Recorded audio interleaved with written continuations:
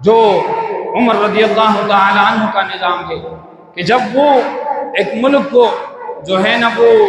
فتح کرنے کے لیے اور یہود و نصارہ سے جنگ کرنے کے لیے جا رہے ہیں، اور وہ ایسا نظام تھا حضرت عمر رضی اللہ تعالی عنہ کا کہ جب وہ جا رہے ہیں تو وہ جو ہے نا وہ اپنی ہی اونٹنی پہ بیٹھ کر اور ساتھ صرف اور صرف اپنا ایک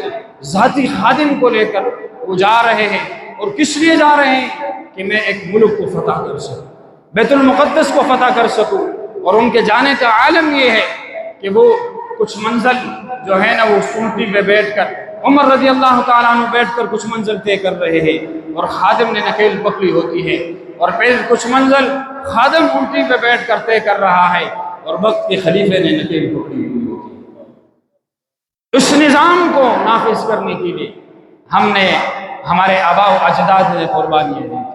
اس نظام کو نافذ کرنے کے لیے ہمارے آباء و اجداد نے قربانیاں دی تھی، جس میں وقت کے خلیفے سے کھڑے ہو کر ایک عام بندہ سوال کر سکے کہ آپ کا کرتا یہ کہاں سے آیا ہے اور یہ کتنے کپڑوں سے بنا ہے، ہمیں اس کرتے کے بارے میں جواب دے، اس کرتے کے بارے میں وہ سوال کر سکے۔ ہم نے ایسے نظام کو نافذ کرنے کے لیے ہمارے آباء و اجداد نے قربانیاں دی، اور کتنے انہوں نے قربانیاں دی تھی۔ تاریخ کی کتابوں کو اگر دیکھ لیا جائے، اس کا ذرا مطالعہ کر لیا جائے، تو جب پاکستان کے آزادی کے دن قریب تھے اور ہندوستان کے جو اس وقت مشترکہ پاک و ہند پاکستان اور ادھر مشترکہ تھا، جب مسلمانوں کو پتہ چلا کہ اب پاکستان آزاد ہونے والا ہے،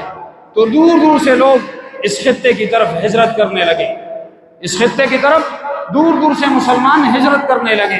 اور راستے پر جو یہود اور نصارہ کی فوج کھڑی ہوتی تھی، سکھوں کی فوج کھڑی ہوتی تھی، تاریخ کی کتابوں میں یہ بات لکھی گئی ہے کہ وہ جب عورتوں کو دیکھتے تھے کہ یہ عورتیں پاکستان کی طرف ہجرت کر رہی ہے، تو وہ ان عورتوں کی عزتوں کو لوٹ کر جو ان کے ساتھ بچے ہوتے تھے انہیں اس وحشیانہ طریقے سے قتل کرتے تھے کہ ایک سپاہی اس بچے کا ایک ٹانگ پکڑ لیتا تھا، اور دوسرا سپاہی اس بچے کی دوسری ٹانگ پکڑ لیتا تھا، اور دونوں متضاد سمتوں میں اسے کھینچ لیتے تھے، اور وہ بچہ دو ٹکڑے ہو جاتا تھا، اور پھر ان دو ٹکڑوں کو ان کے ماؤں کے قدموں میں پھینک دیا جاتا تھا، اور پھر انہیں کہا جاتا تھا کہ آپ کو ہندوستان چاہیے یا آپ کو پاکستان چاہیے۔ اور پھر اس ڈر سے، اس خوف سے، اس وحشیانہ عمل کو دیکھ کر بہت ساری عورتوں نے پھر جو ہجرت کے لیے ہجرت کر کے پاکستان آ رہی تھی، اس جو ہے نا وہ ملک کے اندر آ رہی تھی، ان عورتوں نے جب ان یہودوں کا اور ان سکھوں کا وہ وحشیانہ عمل دیکھا، انہوں نے بہت سارے اپنے بچوں کو اپنے ہی ہاتھوں سے قتل کر لیا، ان کا گلا دبا دیا تھا تاکہ اس وحشیانہ قتل سے بچ سکے، اور ہم انہیں اپنے ہاتھوں سے آرام سے قتل کریں۔ ایسی انہوں نے قربانیاں دی تھی، یہاں تک کہ لکھا گیا تھا کہ جو سمندر انڈیا سے پاکستان کی طرف آ رہا ہے، اتنا قتل عام کیا گیا تھا، اور پھر ان لاشوں کو سمندر کے اندر پھینک دیا تھا، یہاں تک کہ خون سے، ان لوگوں کے خون سے جو سمندر کا پانی تھا وہ بھی جو ہے نا وہ لال ہو گیا تھا، سرخ ہو گیا تھا، بدل گیا تھا، اور لاشیں اس سمندر کے پانی کے اوپر تیر رہی تھی، اتنی کثیر تعداد میں لاشیں۔ ان لوگوں نے قربانیاں اس لیے دی تھی کہ ہم پاکستان کو آزاد کریں گے، جو ہے نا وہ ایک خطہ ہم ان انگریزوں سے حاصل کر لیں گے، اس لیے کہ ہم اس میں رسول اللہ کا قانون نافذ کر سکیں۔ اس کا مطلب، پاکستان کا مطلب، اور وہ نعرہ جو انہوں نے اس وقت لگایا تھا جو ہے نا وہ پاکستان کا مطلب کیا، لا الہ الا اللہ، دستور ریاست کیا ہوگا، محمد الرسول اللہ، اس نعرے کے تحت اور اس نعرے کی بنیاد پر انہوں نے پاکستان کو آزاد کیا تھا۔ انہوں نے اس کے لیے تگ و دو کی تھی، محنت کی تھی، قربانیاں دی تھی، اور ایک خواب جو علامہ محمد اقبال کا تھا اسے شرمندہ تعبیر کیا تھا، اور یہ خوابوں کو تعبیر کرنا یہ کوئی آسان کام نہیں ہے، اس کے لیے قربانی دینے پڑتی ہے کہ جب حضرت یوسف علیہ السلام نے جو ہے نا وہ قربانی دی، خواب دیکھا یوسف علیہ السلام نے کہ میں دیکھ رہا ہوں کہ ستارے مجھے سجدہ کر رہے ہیں، اور پھر انہوں نے یہ اس خواب کا ذکر جب اپنے والد یعقوب علیہ السلام سے کیا تو یعقوب علیہ السلام نے کہا یہ خواب بھائیوں کو نہیں بتانا، یہ خواب کسی کو نہیں بتانا، یہ آپ کے دشمن بن جائیں گے۔ اور پھر اس خواب کو پورا کرنے کے لیے یوسف علیہ السلام کو کنویں کے اندر بھی پھینک دیا گیا، کنویں کے اندر بھی پھینک دیا گیا، اور پھر کئی دنوں تک یوسف علیہ السلام اس کنویں کے اندر رہے۔ پھر اللہ نے وہاں سے ان کی حفاظت فرمائی، پھر مصر کے اندر گئے، پھر مصر کے اندر انہوں نے پھر عظیم قربانیاں دی، جیل کے اندر رہے، کئی سال تک جیل کے اندر رہے، اور پھر ان کی قربانیوں کا یہ عظیم سلسلہ ختم ہو کر اللہ تعالیٰ نے پھر انہیں مصر کا بادشاہ بنایا، اور پھر ان کے ہاتھوں میں جو وزیر خزانہ کا قلم بند تھا اللہ تعالیٰ نے انہیں عطا فرمایا۔ اور پھر یہ قلمدان عطا کرنے کے بعد اللہ نے پھر قرآن کے اندر اس کا ذکر کیا کہ ہم نے یوسف کو وزارت اس لیے دی، ہم نے یوسف کو صدارت اس لیے دی، ہم نے یوسف کو حکومت اس لیے دی، انہ حفیظ علیم، کہ یہ ایک جو ہے نا وہ بہترین نگہبان بھی ہے، حفاظت کرنے والا بھی ہے، اور علیم، اور یہ حکمت اور علم کو جاننے والا بھی ہے۔ عظیم قربانیاں دینے کے بعد رب نے یوسف علیہ السلام کو وزارت دی، منصب دیا، اور پھر اس کا ذکر قرآن میں یوں کیا کہ ہم نے منصب انہیں اس لیے عطا فرمایا، وزارت انہیں اس لیے عطا فرمائی کہ یہ بہترین نگہبان ہے، یہ ملک کا بہترین جو ہے نا وہ رکھوالا ہے، بہترین نگہبان ہے، اور حفیظ علیم، اور یہ حکمت اور علم کو جاننے والا ہے۔ تو جو حکمت اور علم کو جاننے والا ہو، بہترین نگہبان ہو، بہترین رکھوالا ہو،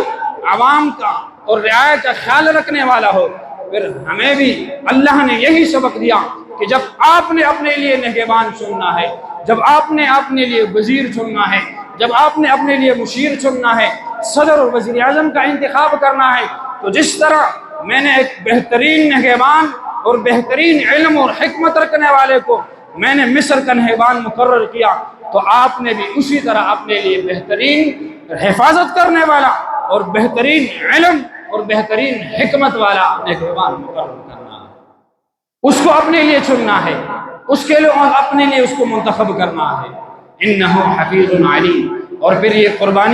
قربانیاں یوسف علیہ السلام نے جب دی، مصر آزاد ہوا، مصر جب آزاد ہوا، اور پھر مصر کے لوگوں کو جب رب کی طرف سے حکم دیا گیا وہ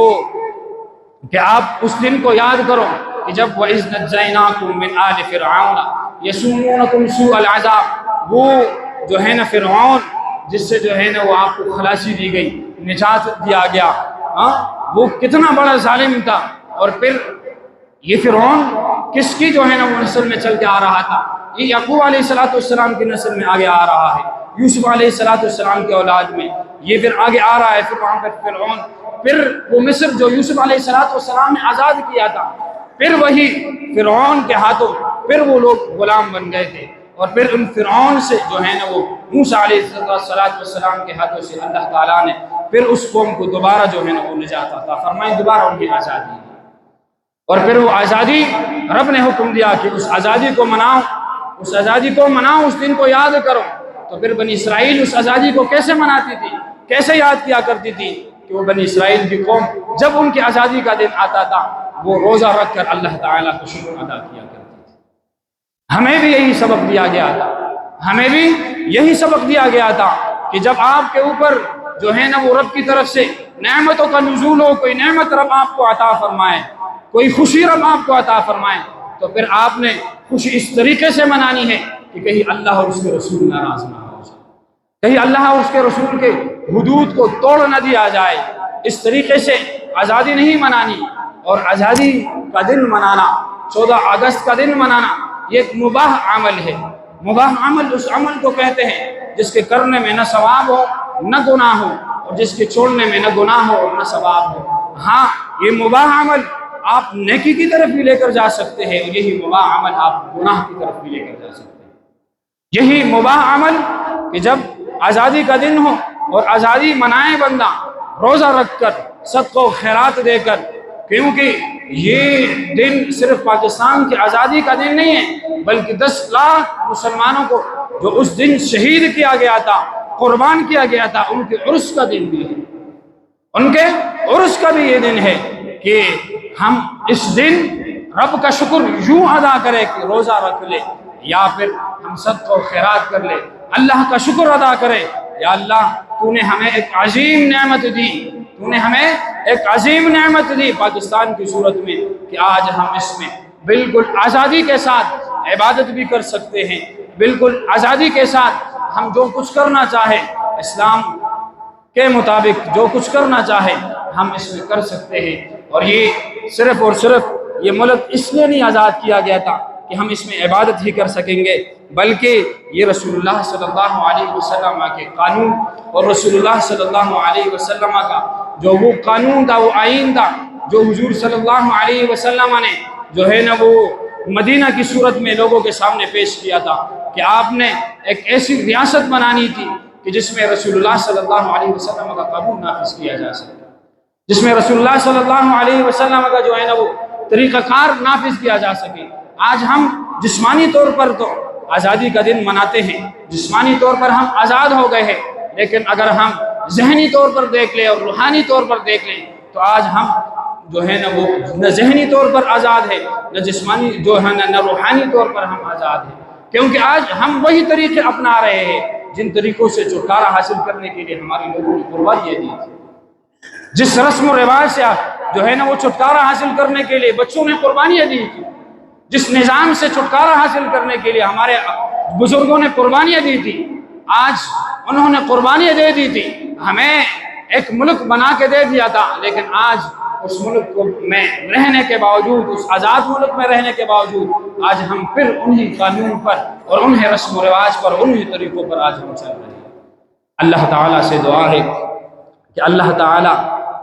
ہمیں جو ہے نا اس ملک پاکستان کی قدر کی توفیق عطا فرمائے۔ اس ملک پاکستان میں جو ہے نا وہ ہمارے جتنے بھی بڑے ہیں، جن کے پاس منصب ہے، جن کے پاس طاقت ہے، جو ہے نا وہ ان کے لیے خاص طور پر دعا کرتے ہیں کہ اللہ تعالیٰ انہیں توفیق دے کہ اس ملک کے اندر رسول اللہ صلی اللہ علیہ وسلم کا نظام نافذ کر سکے۔